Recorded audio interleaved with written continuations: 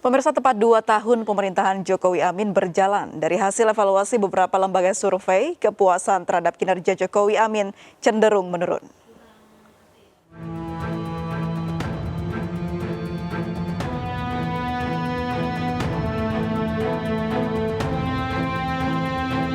Kepemimpinan Jokowi Amin telah genap 2 tahun.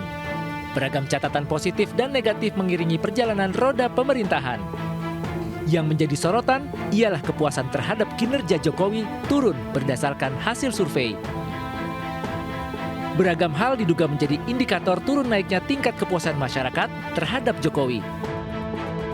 Maju mundurnya kebijakan Menteri Pendidikan Nadiem Makarim kerap menjadi buah simalakama. Metode pembelajaran secara daring dinilai tidak maksimal bagi siswa dalam menyerap pelajaran. Namun di sisi lain, faktor kesehatan di masa pandemi tak bisa dikesampingkan. Kondisi ini dinilai menimbulkan kebingungan dan kegaduhan dalam program sistem pendidikan saat ini. Badai pandemi yang berjalan fluktuatif naik turun seiring dengan berbagai kebijakan yang diterapkan pemerintah. Akibatnya kondisi ekonomi nasional dinilai lebih buruk dibandingkan 2 tahun lalu. Terlepas dari beberapa indikator tersebut, hasil survei SMRC menunjukkan mayoritas responden masih yakin Presiden Jokowi mampu membawa Indonesia keluar dari krisis ekonomi akibat wabah COVID-19. Apalagi setelah Indonesia dinilai cukup berhasil dalam menekan dan menurunkan data penyebaran COVID-19. Menunjukkan bahwa warga pada umumnya mengharapkan pemulihan ekonomi akibat COVID-19 ini dapat berlangsung lebih cepat.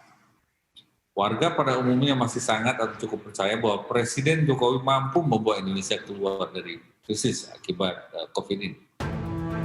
Catatan ini pun seolah menjadi tantangan dan PR pemerintah di saat tingkat kepuasan masyarakat atas kinerja Jokowi mengalami penurunan. Pemirsa, hasil evaluasi beberapa lembaga survei kepuasan terhadap kinerja Jokowi Amin cenderung turun. Apa tanggapan dari pihak Istana? Kita sudah terhubung dengan Fajrul Rahman, Jubir Presiden. Selamat sore Pak Fajrul.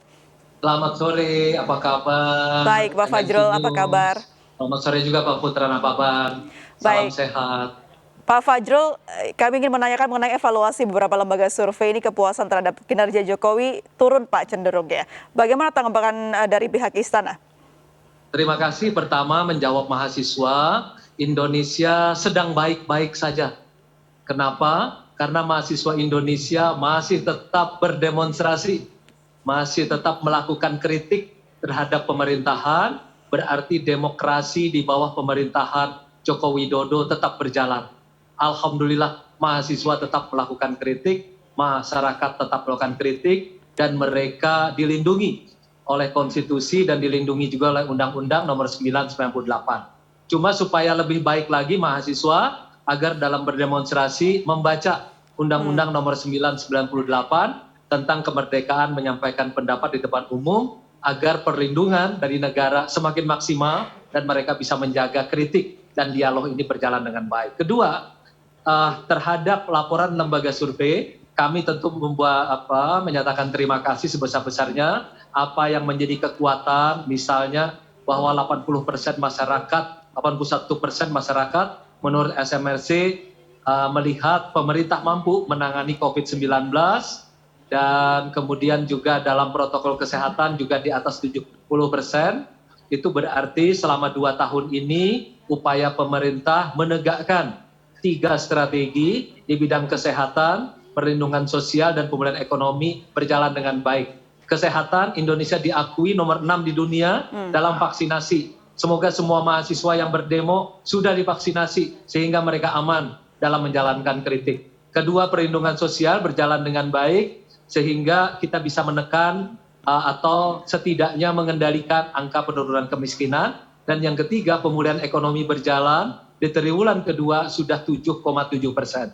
Saya pikir ketiga, pemerintah Presiden Joko Widodo mengucapkan terima kasih atas kerjasama semua pihak dalam 2 tahun menghadapi pandemi COVID-19, termasuk kepada media massa, MNC News salah satunya, dan juga tentu kepada anggota DPR seperti Pak Putra Nababan dengan para koleganya yang lain. Kita bersama-sama bergotong royong mengatasi pandemi. Terima kasih sebesar-besarnya.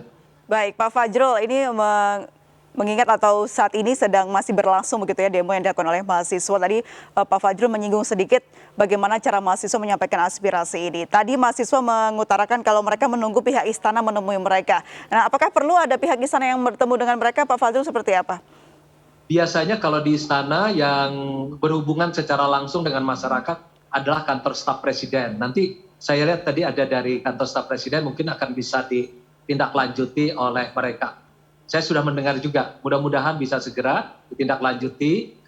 Tetapi kami juga sudah mengucapkan terima kasih nih kepada mahasiswa atas semua kritik-kritik yang mereka sampaikan.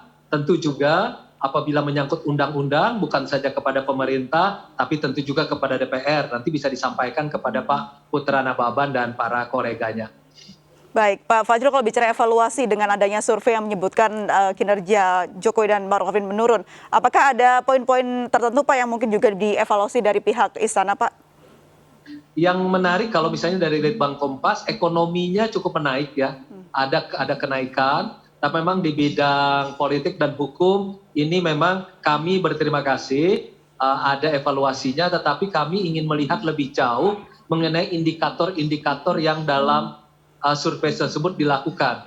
Karena kesulitan memahami survei ini kan juga kadang-kadang pertanyaannya itu langsung. Misalnya apakah Anda melihat demokrasi di Indonesia berjalan dengan baik? Padahal demokrasi itu bisa dilihat kalau dalam sistem demokrasi bagaimana pelaksanaan di lembaga demokrasi dan aparat-aparat di dalamnya. Kedua, bagaimana dengan peraturan undang-undangannya. Ketiga, bagaimana apakah kultur demokrasi itu berjalan. Nah, misalnya apakah mahasiswa ini misalnya berdemonstrasi betul-betul juga sudah membaca undang-undang.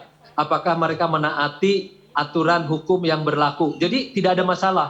Demokrasi tetap berjalan, tetapi undang-undang tetap dipatuhi. Jadi jangan sampai merusak misalnya fasilitas umum.